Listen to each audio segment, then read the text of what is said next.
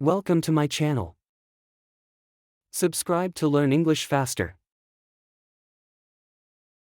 There was once a young man named Leo who lived in a small village. He was always searching for happiness. If I have more money, I will be happy, he thought. So, he worked hard and saved a lot of money.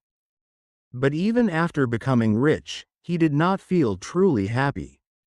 Then, Leo thought, maybe if I travel the world, I will find happiness. So, he packed his bags and visited many beautiful places. He saw mountains, oceans, and famous cities. He met interesting people and tasted delicious food. But still, happiness did not stay with him. One day, Leo met an old man in a park. The old man was sitting on a bench, smiling peacefully. Leo was curious and asked, "Sir, you look very happy. What is your secret?" The old man laughed and said, "Happiness is not in money or travel. It is in small things. It is in the morning sunshine, in a kind word, in helping others, and in being grateful for what you have." Leo thought deeply about these words. He started noticing the small things around him. He smiled at children playing, helped his neighbors, and enjoyed simple meals with his family. Slowly, he felt something different inside him. He felt happy. But one day, a storm came to his village. The strong wind broke houses, and the heavy rain flooded the streets.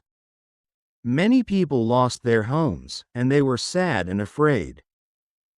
Leo saw the pain in their eyes. Instead of feeling hopeless, he decided to help.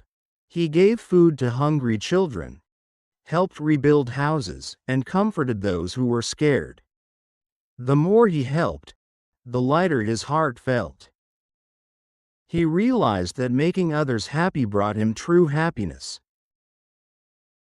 One evening, after a long day of helping, Leo sat outside and looked at the sky. The stars were shining brightly, and the cool wind touched his face. He smiled. "Happiness was never far away," he whispered. "It was always inside me. I just needed to share it."